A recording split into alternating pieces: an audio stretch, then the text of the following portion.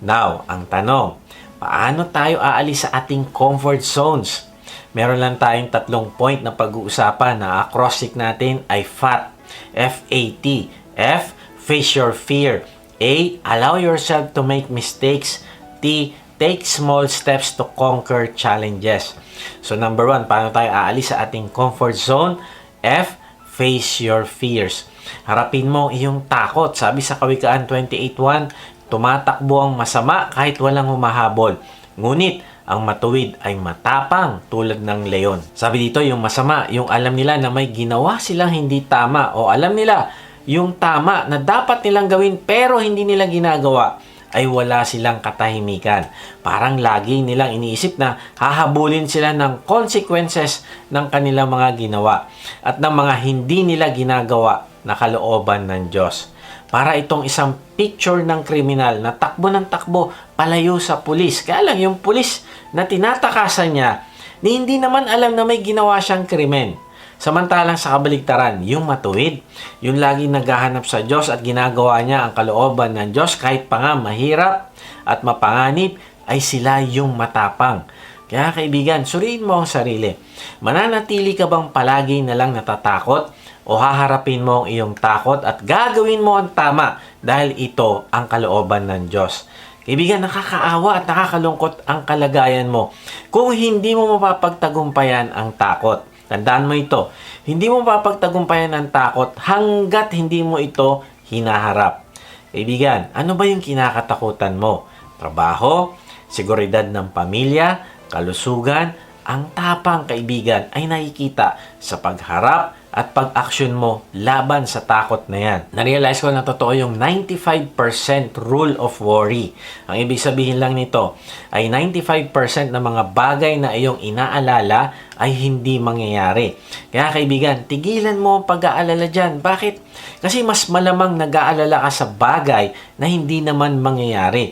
At kung mangyari man yan, saka mo na lang harapin pagdating ng panahon na iyon. Pero ngayon, huwag mo payagan na maparalyze ka ng pag-aalala. Sa halip ay pagyamanin at paunlarin mo ang pagmamahal ng Diyos sa puso mo. Bakit? Kasi perfect love cast out fear. Sabi sa 1 John 4:18, walang anumang takot sa pag-ibig. Pinapawi ng ganap na pag-ibig ang anumang takot. Kaibigan, paglubusan mong natanggap ang pagmamahal ng Diyos, ay makakaroon ka ng tapang. Alam mo na pinatawad niya ang lahat mong kasalanan at mga pagkakamali. Narealize ko na pwedeng mangibabaw sa iyo ang pagmamahal ng Diyos o sa kabaligtaran, pwedeng ang mangibabaw sa iyo ay takot na galing kay Satanas. Pero ito yung tandaan mo, hindi pwedeng pareho itong pagmamahal ng Diyos sa iyo at ang takot na galing sa dyablo ang mangibabaw sa iyo ng sabay. Kaya nga kung meron kang problema at may tendency ito na maging dahilan ng takot mo, ay mapapagtagumpayan mo ito kung puno ka ng pagmamahal ng Diyos. Makikita mo ang problema bilang paraan ng Diyos para ka palakasin at hindi para ibagsak. Makikita mo ang challenges bilang opportunity para mas lalo pang gumaling. Naalala ko nung araw ay pinalangin namin na maklose namin yung isang malaking customer. Kaya lang hindi ito binigay sa amin ng Diyos. Kaya ang tendency ay magkaroon kami ng takot na binibigay ng dyablo at huminto na lang sa aming negosyo. Pero dahil sa alam ko na mahal ako ng Diyos at mabuti ang plano niya sa akin, ay tinignan ko ito bilang learning experience. Alam ko na tinuturuan ako ng Diyos na mag-improve sa quality ng service, mag-ipon at magkaroon ng sapat na puhunan para paunlarin ang klase ng makina na ginagamit namin. Paunlarin din ang puso ko. Ako ba ay ready na para humawak sa malaking pera na ipagkakatiwala niya? O pag nahawakan ko ang pera na iyon, ay gagastusin ko lang sa pansarili at hindi ko na maaalala ang Diyos at hindi ko gagamitin ang blessing niya para magpala ng iba. Halimbawa, sa pagtulong sa ibang nangangailangan, pagbibigay ko sa church, pagsuporta sa missionary, at iba pang gawain ng Diyos. Tinignan din ng Diyos kung priority ko ba ang pag-disciple sa aming mga employee o mas inaalala ko yung aking kikitain. Grabe, ang daming tinuro sa akin ng mga pagsubok at problema. At sa tulong ng Diyos ay sa halip na matakot, ay nanaig yung pagmamahal niya sa akin. Kaya kaibigan, pangalanan mo ang iyong takot. Alam mo kung anong kinakatakutan mo. Magdesisyon ka ngayong linggo na harapin ito at huwag kang tumakbo palayo sa Kanya. Ibangga mo ito sa pagmamahal ng Diyos sa iyo. Lumabas ka sa iyong comfort zone at alalahanin mo na kasama mo ang Diyos. Itaas mo ang iyong ulo na may pag-asa at kumpiyansa sa mapagmahal nating Diyos. Na magtiwala ka na anuman ang hahayaan niya na dumaan sa landas mo, ay kaya mo itong harapin. Naalala ko sa nating kapatid na si Dedet, bagamat merong karamdaman na nagiging dahilan para hindi siya makakain, panghihina, hindi makatulog ng maayos, pangangayayat at bleeding, ay hindi ko siya kinakitaan ng takot at ang lumalabas pa sa kanyang bibig ay pasasalamat sa Diyos sa iba't ibang sirkumstansya na ino-orchestrate ni Lord. Hindi naaalis ang pagtitiwala niya sa pagmamahal ng Diyos sa kanya. To the point na sabi niya, kung mawala man ako ay makakapiling ko naman ang Diyos. Na-realize ko na hindi mo kayang takutin ang mga ganitong tao na punong-puno ng pagmamahal ng Diyos sa kanyang puso. Walang pwedeng gawin ang dyablo sa kanya na makapaghihiwalay ng pagmamahal ng Diyos sa kanya kahit mawala pa ang kanyang buhay. Kaya sa halip na magreklamo si Dedet ay umalis siya sa kanyang comfort zone at pinagpatuloy pa din niya ang pangunguna niya sa kanyang D-group members.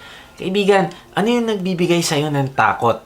Harapin mo ito dahil ang tapang ay pagharap mo sa iyong kinakatakutan at piliing gawin pa rin ang tama sa mga imposibleng sitwasyon sa buhay at manatiling nagtitiwala at nagagalak sa kabutihan ng Diyos. Hindi ko sinasabing magdagdag ka ng tapang, kung hindi, meron ka na ng tapang na nilagay sa iyo ng Diyos simula nung nanampalataya ka sa Panginoong Hesus.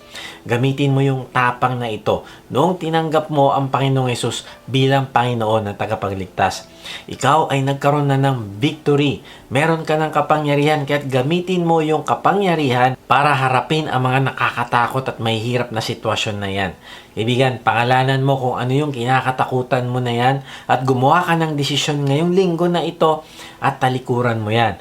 Now, imaginein mo anong mangyayari sa buhay mo kung hindi mo pinapairal yung fear na yan sa'yo.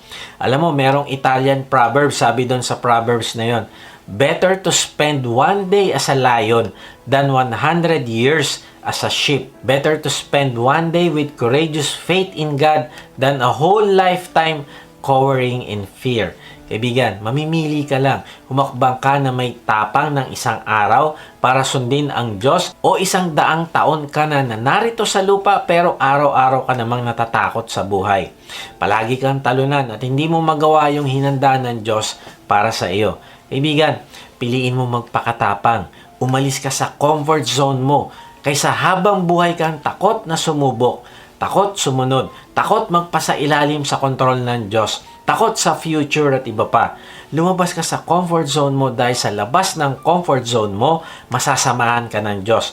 Pero habang nariyan ka sa loob niyan, ay hindi ka masasamahan. Bakit? Kasi ayaw mo magtiwala sa Kanya. Kaibigan, tanungin mo ito sa sarili. Anong hamon sa iyong personal na buhay ang kailangan mong harapin? Simulan mo harapin ito na may pagtitiwala sa kapangyarihan ng Diyos. Nakikilos siya sa iyo. Meron bang panahon sa iyong trabaho na pinagawa ka ng isang bagay na sa tingin mo ay lampas sa iyong kakayahan? Kaibigan, simulan mong harapin ang hamon na ito dahil tutulungan ka ng Diyos. Sa iyong mga relasyon, meron bang conflict sa pamilya, kaibigan, o mahal sa buhay ang kinakailangan mong harapin at solusyonan? Kaibigan, simulan mong harapin ng takot upang mapaunlad mo ang iyong relasyon na naaayon sa kalooban ng Diyos. O kaya, mayroon ka bang nakitang pangangailangan sa iyong komunidad na tila nakakatakot? Ayaw mong kumilos at maaring inaasa mo na lang ito sa ibang Kristiyano? Kaibigan, hindi dinala ng Diyos sa iyo ang taong iyan nang walang dahilan. Simulan mo umalis sa iyong comfort zone upang makatulong ka sa pangangailangan niya at para maparangalan mo ang Diyos sa iyong buhay.